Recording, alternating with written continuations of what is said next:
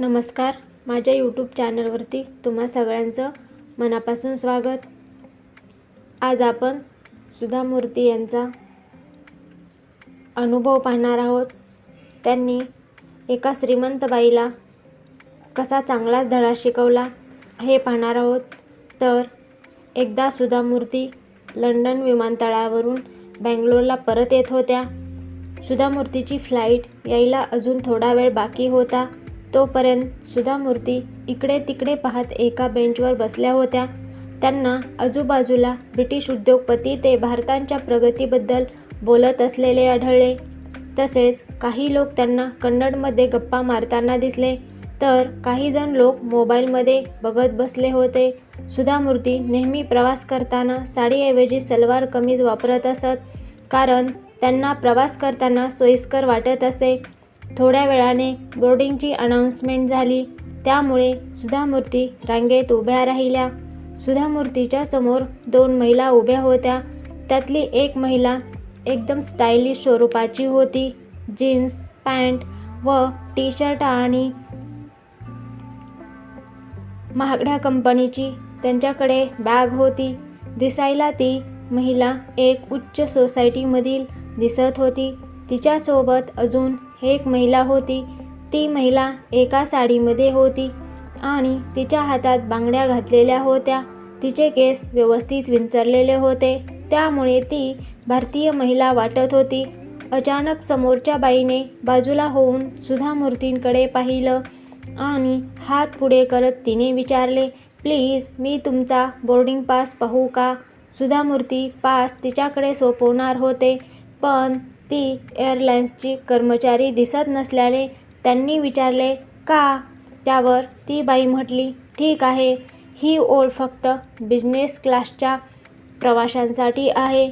ती आत्मविश्वासाने म्हणाली आणि इकॉनॉमिक क्लासच्या रांगेकडे बोट दाखवले, "तुम्ही तिथे जाऊन उभे राहा."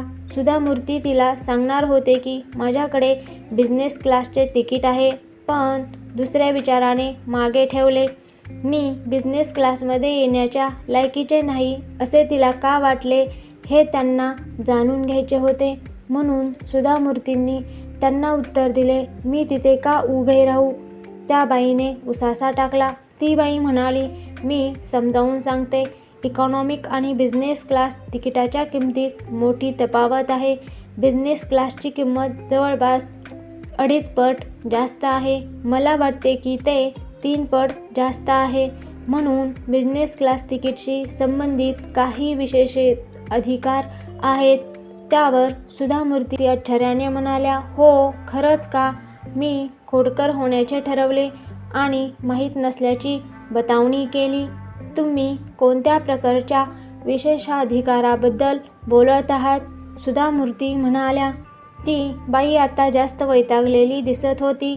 "आम्हाला 2 पिशव्या आणण्याची परवानगी आहे, पण तुम्ही फक्त एक घेऊ शकता। आम्ही कमी गर्दीच्या रांगेतून फ्लाईटमध्ये चढू शकतो। आम्हाला चांगले जेवण दिले जाते आणि जागा आपण सीटची जागा वाढवून त्यावर सपाट झोपू शकतो। आमच्याकडे नेहमी टेलिव्हिजन स्क्रीन असतात आणि थोड्या प्रवाशांसाठी 4 स्वच्छतागृहे असतात। आता तुम्हाला फरक कळला असेलच। तुम्ही इकॉनॉमिक रांगेत जाऊ शकता." असा आग्रह महिलेने केला, पण सुधा मूर्तींना तिकडे जायचे नव्हते, त्यामुळे त्या ठाम होत्या। ती बाई तिच्या मैत्रिणीकडे बघून म्हणाली, "या गावठी लोकांशी वाद घालणे कठीण आहे। कर्मचाऱ्यांना येऊ द्या आणि तिला कुठे जायचे आहे याची सूचना देऊ देत।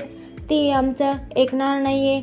विमानतळावर सुधा मूर्तीच्या समोरची लाईन पुढे सरकू लागली आणि त्या दोघी स्त्रिया आपापसात कुजबुजत होत्या। आता तिला इकॉनॉमिकल ओळीत पाठवले जाईल असे, पण तिने आमचे ऐकायला नकार दिला। आम्ही तिला खूप सांगण्याचा प्रयत्न केला, पण ती काय गेली नाही। विमानतळ कर्मचाऱ्यांनी बोर्डिंग पास दाखवण्याची पाळी आली, तेव्हा सुधा मूर्तींनी त्या दोन्ही बायकांना थोड्या अंतरावर थांबलेले पाहिले। काय होईल याची ते वाट पाहत होते। कर्मचाऱ्यांनी सुधा मूर्तींनाच बोर्डिंग पास घेतला आणि तेजस्वीपणे म्हणाला, "परत तुमचे स्वागत आहे. आम्ही गेल्या आठवड्यात भेटलो नाही का? त्यावर सुधामूर्ती म्हणाल्या, हो अगदी बरोबर. सुधामूर्तीने जे झालं ते झालं जाऊ देण्याच्या उद्देशाने त्या स्त्रियांच्या काही पावले पुढे गेल्या, पण नंतर त्यांचा विचार बदलला आणि परत आल्या आणि त्यांना बोलू लागल्या, कृपया मला सांगा की मला बिझनेस क्लासचे तिकीट परवडत नाही असे तुम्हाला कशामुळे वाटले?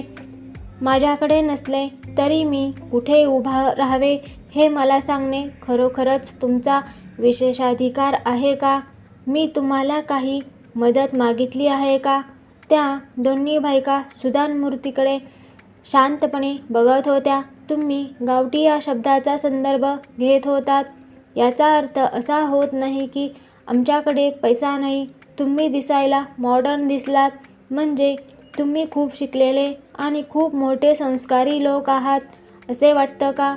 तुम्ही माझ्या दिसण्यावरून कसे काय म्हणालात की तुम्ही इकॉनॉमी क्लासमध्ये जावा म्हणून?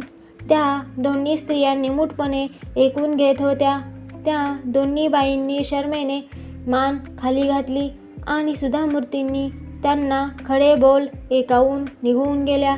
अशा प्रकारे सुधामूर्ती यांनी त्या श्रीमंत दिसणाऱ्या बाईला चांगलाच धडा शिकवला.